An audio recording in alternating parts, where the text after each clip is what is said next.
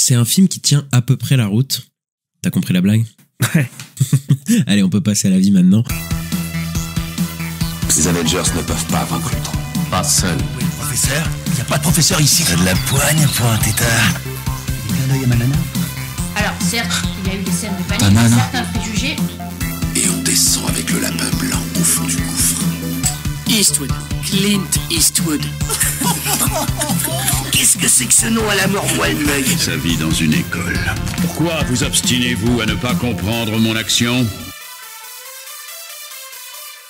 Bienvenue dans ce nouvel épisode de LCDS. LCDS, c'est le format critique de l'année des sorties. On analyse un film ou une série.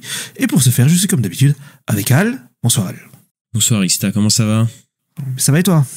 Ça roule, j'ai envie de dire. Voilà, est-ce qu'on va faire que des jeux de mots sur la route et des trucs comme ça, j'en sais rien. Non, oui, ça va. Écoute, je suis passé un bon week-end là. Je suis un week-end tranquille. En plus, je me suis pas mal reposé. J'ai passé une bonne nuit. Bizarre. Tu sais, ça arrive pas souvent. On est suspect. C'est suspect quand tu passes une bonne nuit. C'est ça. Après, bon, voilà, j'étais fatigué. Bon, pas autant fatigué que des gens qui marchent pendant 5 jours sans s'arrêter, tu vois, ça va. J'ai pas ce niveau d'épuisement. Mais écoute, ouais, pareil à parler de cinéma, voilà. On parle de Marche ou Crève et juste avant une semaine qui sera très très chargée en sortie encore une fois, puisque on l'annonce, enfin, je sais pas, je l'annonce là comme ça, mais on va parler de Peacemaker saison 2, on va faire l'épisode des news, évidemment, et on va parler de 3 restes, donc on a 3 sorties qui vont suivre la sortie de cet épisode-là. Donc ouais, on est chaud, Ista. Ah bah ouais, hein, écoute, j'ai hâte. Voilà. Je veux juste dire que au début t'as dit parler de route et tout, au moment où il y a le GP Explorer, c'est assez rigolo. Mais voilà. Ouais, bon, écoute, toi, en plus, t'es un gros fan de GP, Ista, t'adores ça. Ah ouais, j'adore. Puis on a vu dans notre épisode sur F1 nos connaissances très très pointues sur ces sujets-là. Franchement. Ah oui, la safety car. La safety car. Tu sais comment ça marche, la safety car, Ista? Non, dis-moi. Bah, j'ai oublié. Bon, allez, on y va. Mais là, il y aura pas de safety car pour les participants parce qu'on parle de Marche ou Crève. Voilà. Adaptation de qui? Bah, de Stephen King. Stephen King, bon. Est-ce qu'on présente Stephen King alors que c'est peut-être le truc, l'un des auteurs. C'est peut-être l'auteur le plus connu du monde, je pense, oui, clairement. Enfin, contemporain, peut-être. Parce que bon, il y a quand même des Shakespeare et des trucs comme ça. Il est encore en vie, lui. Enfin, en tout cas, les œuvres horrifiques, etc., qu'on traversait, c'est quand même pas mal. C'est quoi ton adaptation de Stephen King préférée, tiens? J'ai pas tout vu, parce que par exemple, mais c'est impossible de tout. Non, mais il y en a même des cultes que j'ai pas vu, genre c'est Les Évadés, j'ai pas vu, de Darabont. Oui, ok. Oui. Mais là, je dirais de tête, dans ceux que j'ai vus, la meilleure, ce serait peut-être le Carrie de Palma. Je pense. Oui. Et après, il y a Shining aussi, mais ouais, je dirais Carrie quand même. Et en pire, c'est Dreamcatcher parce que c'est vraiment de la merde. Après, on dit souvent qu'il n'y a pas eu de bonnes adaptations de Stephen King, alors que si, il y en a eu vraiment des bonnes, tu vois. C'est juste que, en fait, j'ai l'impression qu'il y a une adaptation au moins Stephen King par an. C'est un truc de malade, j'ai l'impression que ça s'arrête pas, quoi. Mais bon, après, moi, je suis pas, voilà, je vais le dire, je suis pas fan de Shining, voilà. Mais bon, quand même, je reconnais que voilà, c'est plutôt pas mal. Et puis bon, Misery, moi, j'aime beaucoup. Les Évadés, j'aime beaucoup. Carrie, c'est sympa. Et sous-côté, surtout, moi, c'est Christine que j'aime beaucoup, de John Carpenter. Ah oui. Okay, tu vois, en fait, quand on y pense, il y en a pas mal qui sont bien, tu vois. Mais voilà.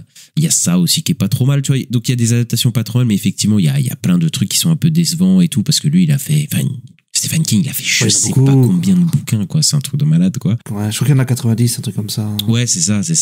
Et mais il est beaucoup connu pour l'horreur alors qu'il a pas fait que ça, en vrai. Il a fait d'autres, Stand By Me par exemple. Il a fait des trucs comme ça aussi qui sont pas horrifiques, même s'il est connu très très pour beaucoup pour le côté horrifique. Mais bon, aujourd'hui on s'attend pas Marche ou Crève. Et alors Marche ou Crève, je sais pas si tu sais, mais c'est l'un des premiers romans en fait qu'il a écrit. Ah d'accord, non je savais pas du tout. En fait il l'a écrit sous un autre pseudo, même parce que je crois qu'il a écrit quand je l'avais genre 18 ans, un truc comme ça. Enfin il a écrit quand il était très jeune et il l'a publié bien plus tard.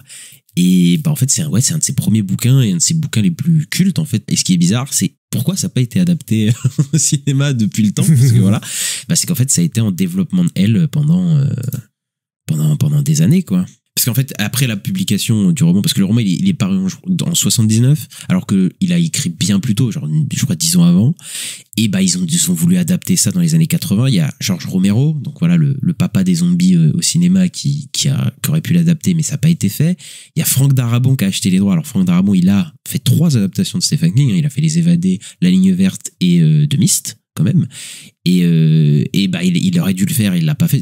Frank Darabont, c'est peut-être le réalisateur que l'on a le plus cité dans ce podcast en fait, parce qu'à chaque fois il est script doctor, scénariste, il aurait dû réaliser, il est toujours dans des trucs comme ça, j'ai l'impression dans notre podcast. Et en fait ça fait 30-40 ans en fait que le truc est en développement, et à chaque fois ça passe de réalisateur en réalisateur, ça devait être un tel, puis c'est plus un tel, et puis aujourd'hui bah c'est qui ça, c'est Francis Lawrence qui réalise.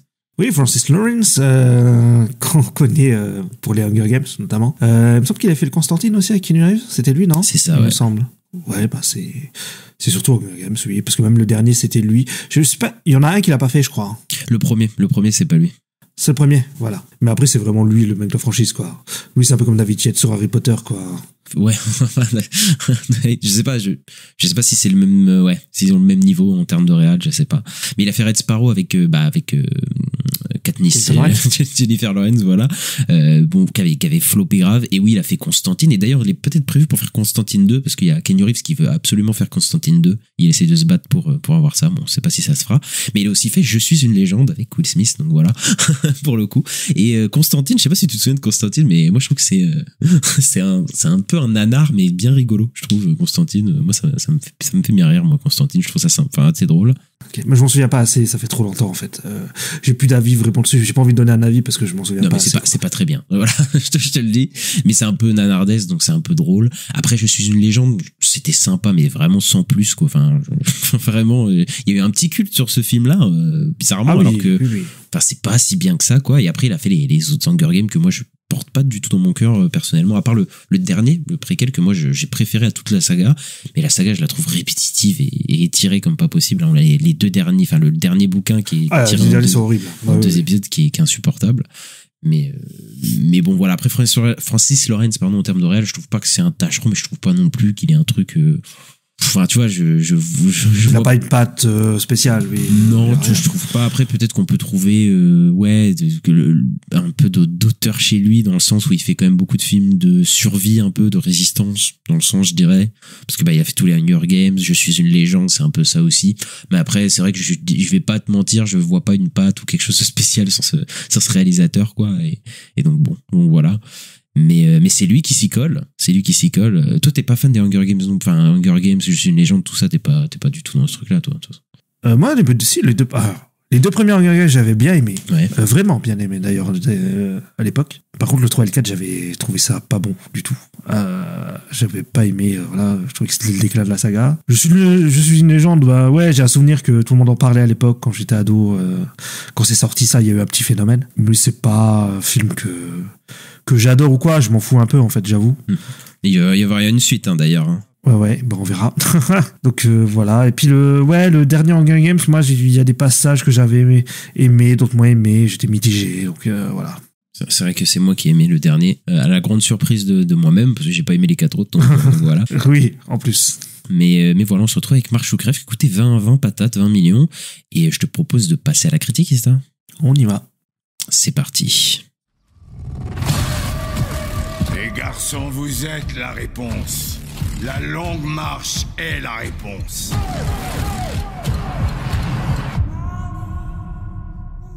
Dans un futur indéterminé, une compétition appelée La Longue Marche est diffusée avec succès chaque année à la télévision. À partir du 1er mai, un groupe d'adolescents doit marcher jour et nuit, sans interruption aucune, à un rythme minimal imposé, aussi longtemps que nécessaire pour déterminer un vainqueur. Cooper Hoffman, David Johnson, Mark Hamill, Garrett Waring, Charlie Plummer et un tas d'autres acteurs. Il s'agit de poser la traditionnelle question: qu'est-ce que tu as pensé rapidement, sommairement, de Marche ou Crève? Eh bien, moi j'ai beaucoup aimé ce film, c'est même un coup de cœur. Alors que c'est un film assez moyen au final, si voilà, je fais le bilan quand même. Comme on l'a dit sur Francis Lawrence, il n'y a pas vraiment de patte, il n'y a pas vraiment une réalisation spéciale ou quoi, il n'y a rien, enfin c'est assez plat. Je trouve qu'il y a des trucs en trop dans le film, dans ce que ça raconte, j'en parlerai plus tard, mais ce que j'ai adoré en fait c'est le duo d'acteurs de Cooper Hoffman et David Johnson. auquel je me suis vraiment attaché, quoi. Et en fait, ça m'a vraiment fait le film, et j'ai adoré les suivre, en fait, tout le long du film. Et ça m'a fait vraiment passer un super moment. Et donc, en fait, moi, je retiens le film surtout pour ces deux acteurs et leurs personnages, quoi, que j'ai adoré. Et le film a plein de problèmes, mais je l'aime beaucoup à cause de ça. C'est un film qui tient à peu près la route. T'as compris la blague? Allez, on peut passer à la vie maintenant. Parce qu'en fait, je trouve que le film tient à son duo d'acteurs principal, à savoir David Johnson et Cooper Hoffman, en fait, qui sont qui jouent super bien. En fait, ils ont du charisme, ils sont attachants, ils dégagent vraiment une certaine humanité. Et il y a tout un propos politique sur le film qui est plutôt intéressant. Mais après, je trouve que le film dépasse pas en fait son concept de base, c'est-à-dire le concept de marché. Et si tu t'arrêtes, tu meurs globalement. Et il va pas vraiment plus loin, surtout dans la mise en scène. Je trouve que c'est quand même assez plat, comme La Route. Allez hop, encore un. Ouais. Et ça manque un petit peu de folie, ça manque un peu de vague, quoi, sur La Route, ça manque un peu de passer les vitesses. Ouais, j'arrête. Mais en fait, ouais, c'est en fait toujours les mêmes valeurs de plan pour raconter à peu près la même chose. Et je trouve que ça aurait pu transposer cette marche, en tout cas faire ressentir cette marche, cet épuisement et la violence que c'est bien mieux à travers la mise en scène. Après, c'est un film que j'ai pas passé un mauvais moment, je vais pas mentir, c'est plutôt agréable à suivre. Mais voilà, c'est pas le film de l'année. Il y a clairement eu mieux avec ce genre de concept, mais c'est pas déshonorant comme adaptation de Stephen King. Évidemment, on a eu bien pire, pour le coup. Oui, largement. Marche ou crève, on est dans un contexte d'un régime fasciste. Voilà, on est dans un régime ultra militarisé, donc c'est-à-dire que ça a l'air d'être l'armée qui gère un petit peu tout. Mais ce qui est plutôt sympa, c'est qu'on sait pas, je crois que ça vient du bouquin, hein, mais c'est qu'on ne sait pas exactement quand ça se passe. En fait, le récit, on n'a pas de marqueur vraiment temporel. C'est pas dans une autre réalité, puisque c'est une Amérique qui est ultra militarisé et tout, et on n'a jamais vu ça, en tout cas. Enfin, personnellement, ça a pas existé vraiment. Il y a une technologie un peu datée, on te parle d'une guerre que les États-Unis ont perdue, qui sont plus numéro 1, etc. On a des petits infos comme ça sur le fait dans le contexte dans lequel on est, mais ce contexte-là, on voit pas grand-chose du contexte non plus, hein. C'est évoqué, on entend parler et tout, et pendant le voyage, on voit on voit un peu à travers les décors et tout ça, on comprend quand même quelque chose de ce concept. Mais toi, du coup, le contexte historique, enfin le contexte historique, c'est pas du tout un contexte historique, mais le contexte du film t'a plutôt séduit ou pas, l'atmosphère en tout cas de qui en sort, qui en découle en tout cas de l'univers visuel, etc. Moi, ouais, j'ai beaucoup aimé la sobriété, en fait, que tout passe par les dialogues pour que t'apprennes un peu comment est l'univers, etc., qu'est-ce qui se passe. Même si tu vois, je trouve qu'il y a des trucs en trop, par exemple, je trouve que le flashback sur le personnage de Cooper Hoffman, de Doré, il est en trop, quoi. En fait, il a rien à foutre là pour moi. Et je trouve, en fait, reste dans la sobriété tout le long du film, quoi. Fais tout passer par les dialogues et moi, ça me va très bien. Je trouve que ça sert à rien, en fait, ce flashback. Surtout qu'en plus, ça te montre juste un truc dans lequel ils te disent juste avant. Donc bon, c'était pas très intéressant. Mais ouais, j'ai bien aimé, par exemple, que à un moment, il voit un panneau publicitaire pour des trains et on voit des tout délavés, machin et tout. Et puis il y a un truc qu'ils disent aussi que je trouve intéressant, c'est ils disent c'est une loterie pour y aller dans cette fameuse marche, mais personne refuse d'aller à la marche, quoi. Et tout le monde veut y aller, en fait. Et moi, je me suis demandé, mais pourquoi les gens ils veulent y aller? Et en fait, t'as jamais vraiment la réponse.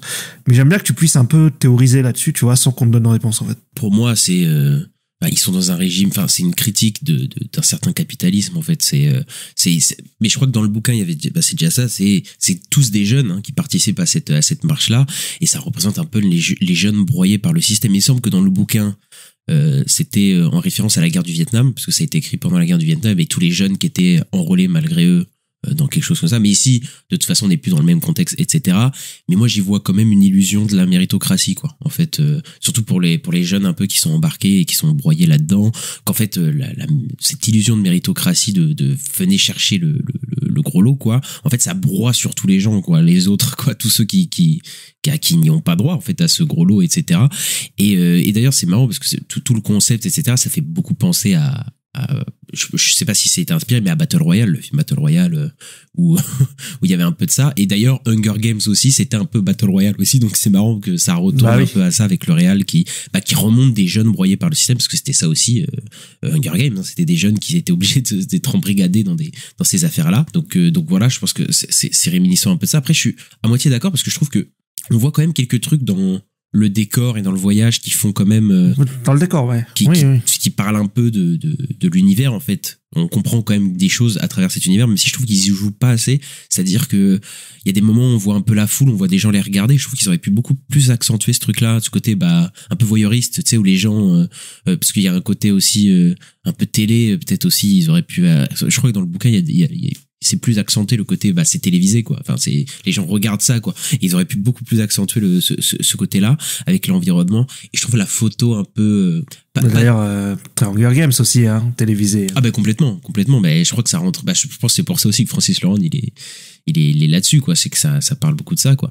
Après je trouve que la photographie est pas dégueu, mais je trouve qu'elle est un peu basique, c'est-à-dire que c'est très gris, comme on a déjà vu post-apo gris, voilà, on les connaît ces post-apo là, je suis une légende quoi.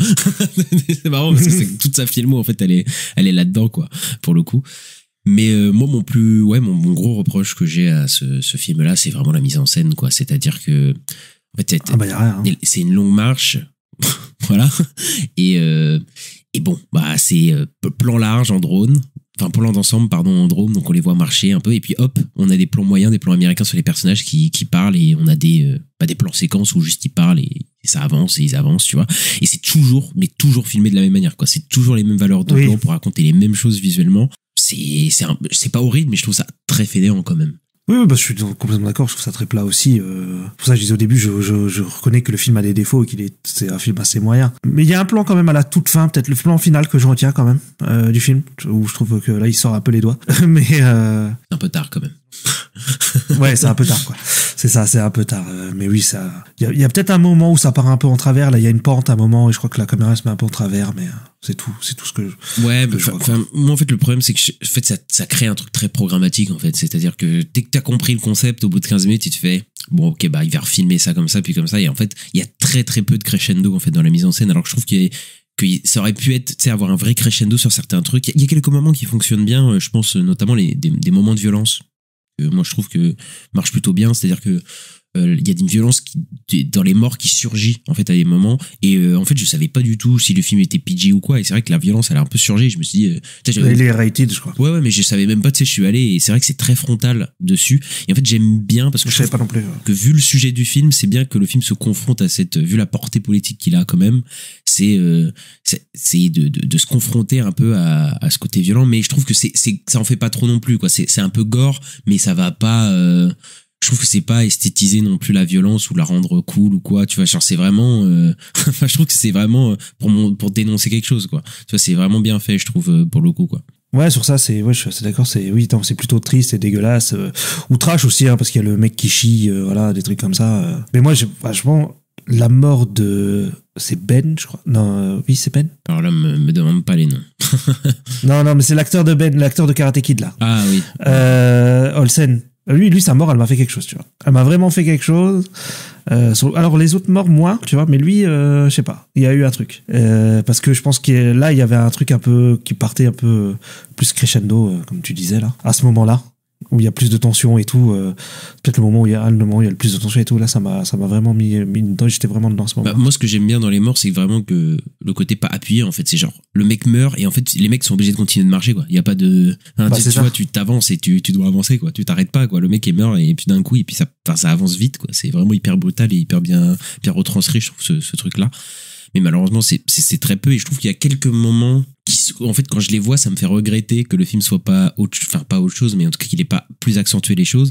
C'est-à-dire, c'est le niveau de l'épuisement, quoi. C'est-à-dire qu'il y a un moment, il y a un plan sur un mec qui a la cheville complètement défoncée, quoi. Genre, le mec qui trimballe sa cheville et tout. C'est horrible. Et tu fais, putain, c'est bien ça, mais pourquoi, enfin, ça arrive tellement tard, tu sais, je me dis, mais putain, il aurait pu clairement accentuer ou appuyer ça, la gradation des efforts physiques et mentaux, en fait, sur le film. C'est-à-dire que, même à un moment, t'as le personnage principal qui enlève ses chaussures et on voit ses pieds, ils sont en sang, tu vois. Oui. Et on est à la fin du film et je me dis, putain, t'aurais pu bien plus me faire retranscrire le fait que les mecs sont morts, quoi, sont épuisés, tu vois. Et il y a du maquillage à la fin, tu sais, ils ont des cernes et tout, ils sont un peu plus voilà, défoncés, mais je trouve que dans la mise en scène, il a pas du tout accompagné le côté épuisant, en fait, ils sont censés avoir faim et soif, etc., depuis en pouvoir. Je ressens pas du tout ça en vrai, en film. C'est vrai que ça, tu le ressens pas. Même si tu vois que, bon, tu dis soif, mais non, parce qu'ils peuvent demander de l'eau pendant la marche. Après, si j'ai bien compris, ils peuvent demander de l'eau qu'à certains moments, quoi. Et comme la bouffe, hein, il me semble qu'ils peuvent demander qu'à certains moments. Mais ça aussi, c'est un autre problème que j'ai avec lui, c'est-à-dire qu'il y a des règles et des trucs qu'on dit, mais ils jouent pas assez avec, tu vois. Parce que le fait qu'ils peuvent pas demander de la bouffe tout le temps, tu vois, j'ai pas l'impression qu'ils meurent de faim, tu vois, sur la route. J'ai pas l'impression que c'est leur vocation ou de soif ou voilà, quoi. Il y a même les règles, ils ont, les rations, les trucs d'eau, ils ont des montres aussi connectées. En fait, on comprend qu'ils ont des montres connectées, d'ailleurs, dans ce monde-là, etc., là. Mais en fait, ça revient jamais. Tu sais, au début, ils te montrent ça, et puis en fait, ça revient. Je sais pas, je me dis peut-être, tu montres ça, il y a certains objets et tout, mais en fait, ils jouent pas du tout avec, même avec les règles. Parce que, en fait, le truc, c'est que tu meurs pas direct quand tu t'arrêtes. C'est genre, t'as un avertissement, si tu ralentis, si tu t'arrêtes, un deuxième avertissement, un troisième avertissement, et puis après, tu meurs, quoi. Et ce côté-là, il s'y joue pas vraiment, tu vois, le côté, il y a plusieurs avertissements, etc. C'est que peut-être le dernier mort où ça fait sens qu'il se fasse tuer directement. Bon, on va spoiler, hein, on aime bien spoiler. Oui. Mais la mort de Cooper Hoffman, où en fait, ils avancent tous les deux, ils ont tous les deux 3 avertissements, donc la prochaine qui s'arrête, il est mort, et du coup, il laisse son pote partir devant pour mourir d'un coup, comme ça l'autre peut pas le récupérer, et en fait, voilà, c'est fini. Mais tout le long du film, c'est pas tellement exploité, je trouve, ces trucs-là, quoi. Non, mais oui, je suis d'accord qu'il y a un petit problème au niveau des règles. C'est vrai que c'est un peu compliqué. Ça aurait pu être mieux, mais je trouve que ça va. Je sais pas, enfin, ça passe. Pour moi, ça passe, en fait. Mais c'est plus à cause des personnages. Même au niveau, tu vois, de la route, ils ont l'air de péter la forme des fois. Tu vois, je comprends pas. Je me dis, mais tu sais, c'est censé être bizarre, un peu cadavérique, tu vois, au bout d'un moment, au bout de 3-4 jours à marcher sans t'arrêter et tout, mais je sais pas, j'ai l'impression qu'il y a un petit problème à ce niveau-là. Et après, tu l'as dit, les flashbacks, faut arrêter, hein. Moi, à chaque fois, je dis ça, hein, mais les flashbacks. Il n'y en a pas beaucoup, mais il y en a 2, quoi. Oui, mais enfin, moi, je parle au cinéma de base. Je parle dans tous les films. Dans tous les films, enfin, souvent, enfin, pas tout le temps, évidemment, mais très souvent, les flashbacks, c'est un peu fainéant. Et là, c'est la même chose parce que, en fait, je comprends pas pourquoi cet élément est en flashback alors que tout le monde raconte son background et tout. Et là, par contre, ils te font un focus avec son flashback, ils te le montrent et tout. En plus, 2-3 fois, ils te le montrent parce que tu sais, il est fragmenté, quoi. Et donc, il les repasse. Et je dis, t'as raison. Le film a vraiment pas besoin de montrer ça. On a très bien compris, tu vois. T'es en mode, mais pour faire des flashbacks sur des trucs comme ça, quoi. Peut-être qu'ils ont fait ça parce qu'ils nous font croire que c'est lui qui va gagner la marche pendant tout le long du film, que c'est le perso principal et que en fait. Bah oui, mais on commence déjà le film avec lui, tu vois. Déjà, dès le début, tu vois que c'est lui presque le perso principal, donc tu vois direct comment ça se passe. Mais après, là, par contre, tu dis, pour finir avec lui, mais moi, le problème aussi que j'ai avec le film, mais bon, je sais pas comment ils auraient pu éviter ça, c'est très prévisible, quoi. C'est-à-dire que je vois arriver et je le vois se faire pote avec David Johnson. J'ai su minute 1, je fais c'est eux qui vont finir tous les deux à la fin. Après, je savais pas exactement qui allait gagner la route, hein, voilà, hein. J'étais pas sûr du tout. Mais alors, même la façon, enfin, l'ordre un peu des morts, qui va être à la fin, etc. Franchement, c'est très cousu de fil blanc quand même. Oui, t'as les mecs les moins mis en avant qui vont forcément mourir en premier, et vers la fin, t'as les personnages les plus proches qui commencent à mourir. Oui, non, c'est sûr. Mais j'ai été surpris par 2-3 trucs quand même. Bah, moi, déjà, par le fait que ce Rory qui se sacrifie à la fin, et pas, parce que moi, ça allait être l'inverse. Pour moi, l'autre, il allait gagner, il allait prendre le fusil, il allait buter le sergent, tu vois. Et au final, c'est pas ça qui se passe, c'est le personnage de David Johnson. Et aussi, il y a le mec, le connard, là, celui qui fait chier un peu, le blond, là. Lui, je pensais qu'il allait faire une dinguerie vers la fin du film, et en fait, non, tu vois. Et ça m'a surpris aussi, tu vois. Au final, il s'est sacrifié et il en avait marre. Après lui, j'ai pas trop compris ce personnage-là, en vrai. Ouais, au final, ça donne aussi un arc un peu bizarre au personnage. J'ai pas trop compris où il voulait en venir avec ce personnage, avec cette fin-là, etc. Parce que, avec l'acteur, enfin, j'ai pas trop compris à ce niveau-là. Après, pour le coup, on va pas se mentir, les personnages, il y en a quelques-uns secondaires qui marchent bien, mais c'est surtout les 2 principaux, quoi. Enfin, tu vois, les autres, bon, c'est un peu. Il y a le catholique qui est sympa, je trouve, le mec. Oui. Le mec qui a fond dans la religion. Là. C'est pour ça que je dis qu'il y en a qui marchent bien, mais tu vois clairement qu'ils sont moins mis en avant. Voilà, ils sont voilà. Ce qui marche bien en vrai dans le film, c'est qu'il y a quelques dialogues et quelques scènes qui font très naturelles entre les personnages. Tu sais, des moments de camaraderie un petit peu, tu vois, où t'as vraiment l'impression qu'ils sont sincèrement, voilà, tu vois, presque qu'ils sont vraiment potes dans cette galère, quoi. Tu sens que ça marche plutôt bien, je trouve. Même si je trouve que, bon, d'un autre côté, les dialogues parfois sont très descriptifs, explicatifs. Ils parlent beaucoup en exposition, évidemment, pour pour raconter tous leur backstory. Tu vois, ils vont tous te dire, moi j'ai fait ci, puis j'ai fait ça, et puis ils vont évidemment tout te révéler toute leur stratégie à voix haute. Tu vois, tous les trucs pour bien que tu comprennes, parce que après je pense que c'est compliqué quand même de faire un film comme ça, parce que c'est chaud. C'est des gens qui marchent quoi sur une route, et je pense que ouais, il faut un putain de metteur en scène pour que ça marche vraiment. Je ne pense pas que Francis Lawrence soit ce metteur en scène pour le coup, parce qu'en fait j'ai l'impression qu'il déclare, enfin tu sais, quand il parle, j'ai l'impression que je sais pas, hein, j'ai pas lu le bouquin, mais qui font des scènes entières du bouquin, quoi. Tu vois, qui parlent vraiment. Je pense que dans le bouquin, ils doivent parler beaucoup plus comme ça, mais dans le bouquin, il y a pas. Il y a pas de visuel, quoi. C'est que des mots, donc peut-être que c'est un peu plus. Tu sais, les personnages sont un peu plus, parlent plus de leur background, sont un peu plus descriptifs et tout ça, mais c'est peut-être plus normal dans le bouquin, mais retranscrit au cinéma, faut qu'il y ait un peu plus de cinéma, quoi. Faut que tu me fasses passer plus de choses par la mise en scène, tu vois. Faut qu'il y ait un peu plus de sous-entendus, un peu plus de trucs qui utilisent vraiment le langage du cinéma, quoi. Ouais, c'est peut-être un peu ça le problème, c'est oui, au niveau de l'adaptation. Allez, c'est une adaptation honnête, mais et qui marche quand même, mais qui, oui, fait pas beaucoup de cinéma. En fait, je pensais que c'est peut-être une adaptation pratiquement littérale du bouquin. Il y a moyen que ce soit un truc... Je serais prêt à parier qu'il y a des scènes ou des moments où les mecs parlent entre eux, etc. Et je suis sûr que c'est vraiment des scènes du bouquin extrait tel quel, quoi. Enfin, les dialogues pour le coup, parce que voilà. Donc bon. Oui, ils sont en mise en scène en plus ou quoi. Ouais. Et puis oui, c'est vrai que ce que tu dis qu'il manque un peu de cinéma. Par exemple, sur Les Pieds en sang, ça aurait été bien de nous montrer peut-être une progression. C'est ça, ou même dans leur démarche, de bien filmer leurs pieds. Tu vois qu'ils marchent, au début ils marchent normalement, puis ils commencent à marcher moins bien. Puis tu sais, ils commencent à somnoler. Tu sais, il y a tout un passage où en fait le personnage dort un peu debout et tout. Et tu fais, mais putain, là dans la mise en scène, tu peux bien plus t'éclater. Tu vas montrer que le mec arrête du mal à marcher, c'est des morts vivants, etc. Tu vois, limite en train de marcher et tout. Et non, ça accentue pas du tout ça, quoi. Tu te dis, bon, c'est vraiment dommage, quoi. Il filme ça de manière la plus programmatique possible. Après, en même temps, on me dira, il en fait pas trop, techniquement, avec sa mise en scène, c'est-à-dire que, comme je l'ai dit, dans les morts, etc., il appuie pas vraiment, à part à la fin, quand même. À la fin, les derniers morts, évidemment, il appuie avec la musique, et voilà. Mais en général, il appuie pas les moments vraiment émotion, je trouve, dans le film non plus, quoi. C'est quand même très expéditif. Enfin, je trouve pas qu'il en fait trop, la plupart du temps, dans le film. Ouais, mais ça, moi, j'aime bien ce côté-là. Ce côté, il en fait pas trop, et c'est très brutal, et en mode, t'es mort, et voilà, quoi. C'est ça, je trouve ça pas mal. Peut-être parce que j'entends pas la musique sur certains films, mais tu sais, d'habitude, ça accentue la musique sur des morts, etc. Et puis les personnages sont en train de pleurer pendant 50 ans et tout. Et là, comme les personnages, ils ont pas le temps de s'apitoyer sur leur personnage, etc. Donc le film, enfin tu sais, ils auraient pu, enfin, dans un autre film avec un autre metteur en scène ou je sais pas quoi, ils auraient pu mettre des gros ralentis dégueux sur les persos qui sont en train de mourir et les autres en train de chialer, tout ça. Là, ça va, ils font pas ça, quoi. Au moins, quoi. Non. D'ailleurs, ce que j'ai bien aimé aussi dans le film, c'est qu'à la fin, en fait, ils s'y habituent pas. Parce qu'ils ont dit, au début, ils disent, ouais, j'ai peur de m'y habituer, mais en fait, à la fin, non, ça va toujours pas. Parce que, les derniers, quand ils meurent, ils gueulent des putain, ils font des trucs comme ça, mais tu vois, au final, ils pleurent pas ou quoi. Mais je crois qu'il y a quand même de la musique sur certains morts, enfin, sur les derniers, je crois. Oui, c'est possible. Mais après, ça m'a pas marqué le moment, moi, j'ai pas trouvé ça. Pas sur les premiers, en tout cas, pas sur les premiers, je crois pas.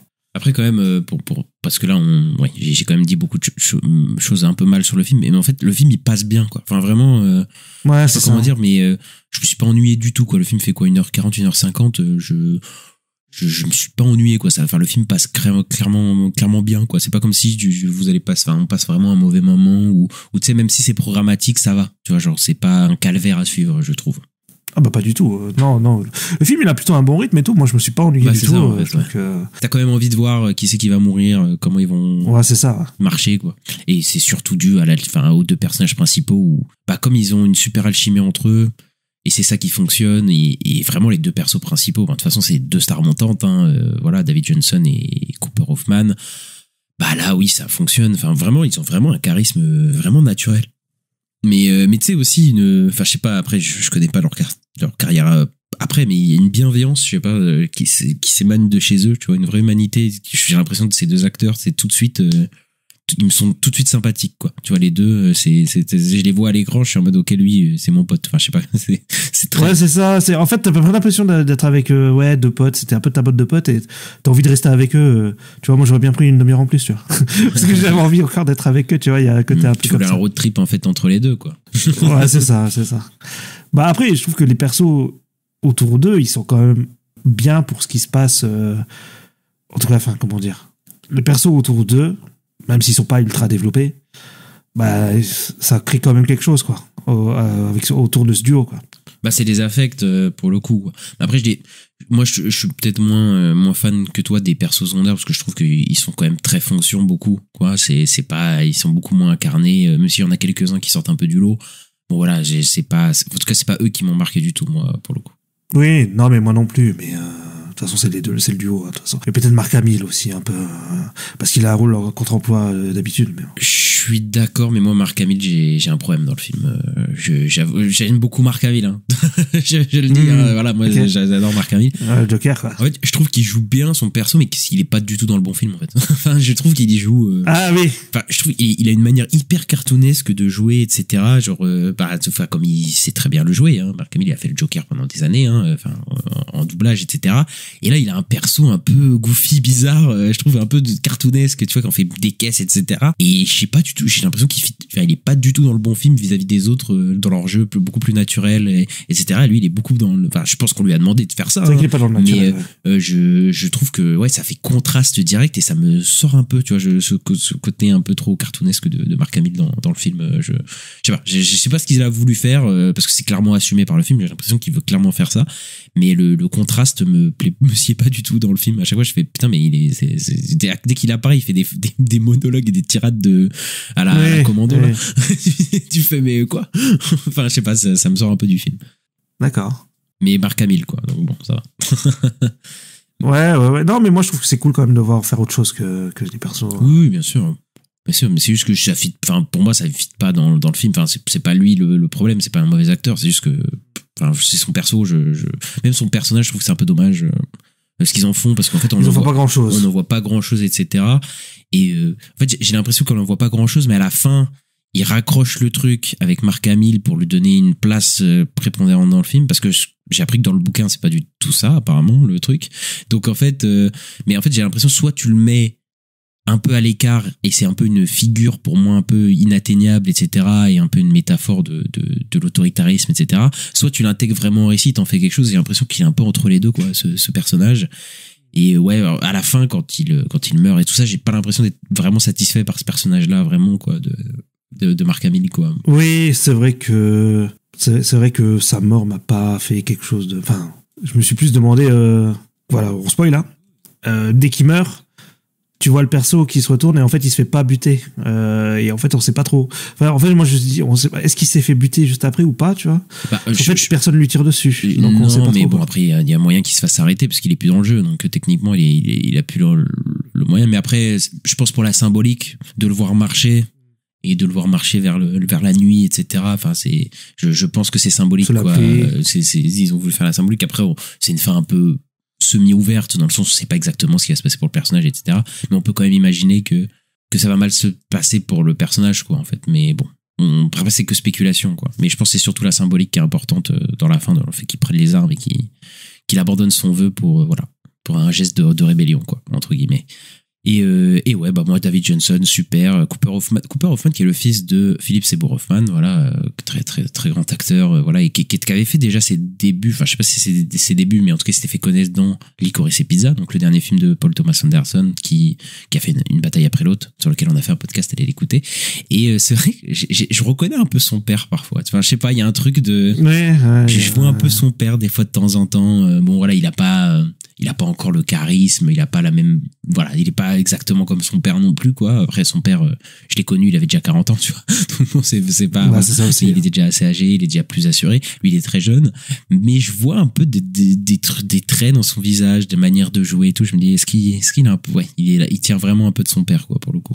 Oui, bah je pense qu'il y a un peu de ça, hein, de toute façon. Mais c'est une star montante. Il y a moyen que ça devienne un gros acteur dans les prochaines années. Voilà. Et David Johnson, on en avait déjà dit du bien dans Alien Romulus, il nous avait déjà pas mal convaincu et assez surpris, parce que moi c'était la première fois que je le voyais, c'était là-dedans, et là bah, pour moi il confirme, quoi, que c'est un super acteur, parce que bah, qu'est-ce qu'il est charismatique, et qu'est-ce qu'il est charmant, le monsieur. On est sous le charme. Voilà, c'est ça. Non, mais c'est vrai que moi les deux acteurs sont plutôt bons. Ista, est-ce que t'as quelque chose à rajouter peut-être sur le film? Bah, je voulais dire aussi au début, quand t'as dit c'est des jeunes, je voulais dire c'est aussi des pauvres, parce qu'on comprend au début que le personnage de Ray, il fait ça aussi pour sa famille. Enfin, à la place, au départ, il dit ça qu'il fait ça parce qu'ils ont plus de sous, quoi. Oui, mais ils ont plus de sous, et donc. C'est pour ça que je dis que c'est une critique du capitalisme, et évidemment, c'est évidemment les jeunes qui ont besoin de moyens, qui ont besoin de choses, qui s'engagent et qui se sentent obligés d'être engagés là-dedans, parce que on te fait croire que t'as le choix, mais finalement, ils ont pas, avec toute, c'est tout un système de pensée qui te fait croire que tu as le choix de participer à cette course, alors que finalement non, vu que est-ce que tu as vraiment le choix à partir du moment où tous les jeunes du pays s'engagent là-dedans? Est-ce qu'ils sont vraiment libres de choisir de participer à ça? Est-ce qu'ils sont pas obligés quelque part de participer? Bah je pense un peu que si, quoi. Enfin bref. Ouais. D'ailleurs, ils ont une discussion avec ça dans le film. Oui, complètement. Mais ça montre aussi ce que tu disais un peu sur l'armée. T'avais pas le choix à l'époque. L'armée, t'étais appelé, t'y allais, et puis c'est tout, quoi. Il y a un peu de ça, quoi. Bon voilà, c'est notre avis sur Marche ou crève. On espère que ça vous aura plu. N'hésitez pas à mettre le petit pouce en l'air, les 5 étoiles selon la plateforme dans laquelle vous nous écoutez. Ça nous aide beaucoup pour le référencement, notamment à nous suivre sur les réseaux sociaux @la nuit des sorties, sur X, Twitter, Blue Sky, Instagram, YouTube, et à nous suivre sur toutes les plateformes de podcast. On est disponible un petit peu partout: Acast, Apple Podcast, Deezer, Spotify, Podcast Addict, etc., etc. Vous les connaissez. Et on se retrouve très bientôt, Ista, pour parler des news de Peacemaker et de Tron Ares. Exactement. À bientôt. Ciao.